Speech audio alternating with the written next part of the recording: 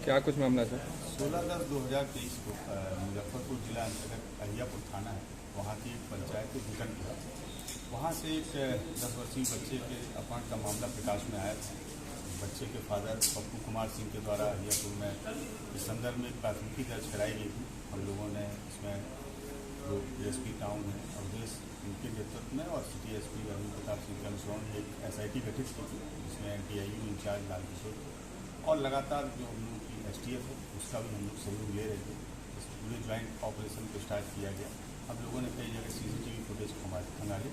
CCTV footage में हालांकि कुछ धुंधले थे, जिसमें लेकिन इतना स्पष्ट हो रहा था कि एक बाइक पर 2 व्यक्ति, इसमें एक के द्वारा हेलमेट पहना गया था, दूसरे के द्वारा मास्क लगाया गया था। चेहरे उनके स्पष्ट नहीं थे और बाइक का नंबर भी स्पष्ट नहीं था, लेकिन इतना स्पष्ट था कि उन 2 लोगों के द्वारा जैसे ही ये बच्चा स्कूल बस से उतरता है, उतरने के साथ ही इसको बाइक में बिठाकर कहीं ले जाया जा रहा है।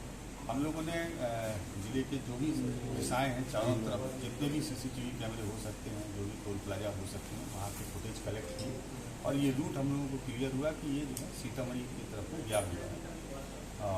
सीतामढ़ी ज़िले में मुख्यालय में और रूनी सैदपुर में जो भी कस्बे थे वहाँ की फुटेज काफ़ी संभाले गए।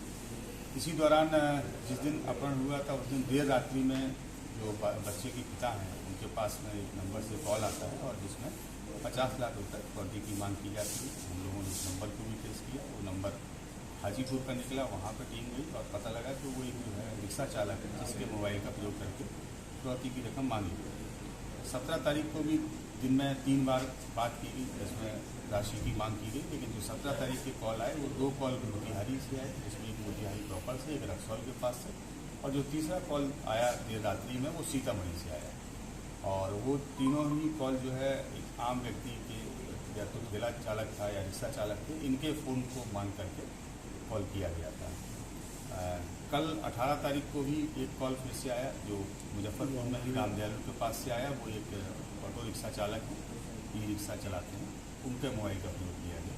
तो जो अपहरण करता था लगातार बड़ी सावधानी बरत रहा था और जहाँ जहाँ भी ये जा रहा था चेहरे से इसके मास्क नहीं निकल रहा था, तो चेहरा भी क्लियर नहीं हो रहा था और मोबाइल का प्रयोग ये स्वयं अपना कर नहीं रहे थे।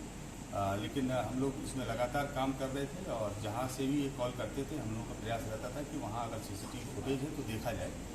तो कल जहाँ रामदयालु के पास से इन्होंने कॉल किया वहाँ का फुटेज बड़ा क्लियर आया और फुटेज में चेहरा तो नहीं स्पष्ट हुआ, लेकिन ये इतना स्पष्ट हो गया कि एक बाइक है और उनका जो T-शर्ट का कलर है और जीन्स का कलर है वो क्लियर हुआ। और एक बैग जिसको एक पीठ में टांग के चल रहे थे, ये जिस दिन अपहरण करने आए थे उस दिन भी उस बैग को टांगे थे और हर जगह उस बैग को कैरी कर रहे थे।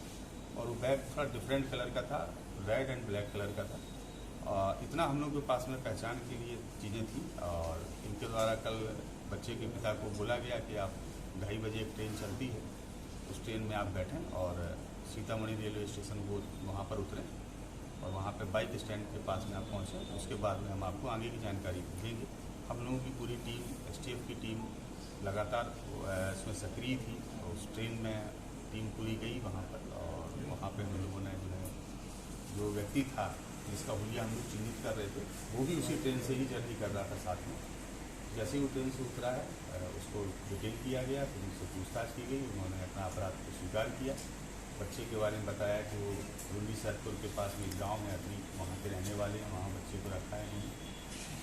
अतरी में टीम गई, लेकिन संयोग बस वहाँ पे बच्चा नहीं मिला, क्योंकि उनके जो दूसरे भाई हैं वो ITBP के जवान हैं और उनका नाम गौरव है और वो वर्तमान में प्रयागराज में पदस्थापित है और ITBP में टेलीकॉम सेक्शन को देखते हैं। वो उस बच्चे को लेकर निकल चुके थे। देर रात में काफ़ी सर्च किया गया और फिर फाइनली सुबह अर्ली मॉर्निंग 4 बजे के लगभग रूनी सैदपुर स्टेशन से बच्चे की सकुशल बरामदगी की गई। जब वहाँ पर टीम पहुँची तो पुलिस को देखकर जो ITBP के जवान हैं, जो दूसरे अपहरण करता है गौरव, वो भागने में सफल रहे। अभी हम लोग उनकी गिरफ्तारी के लिए छापेमारी कर रहे हैं।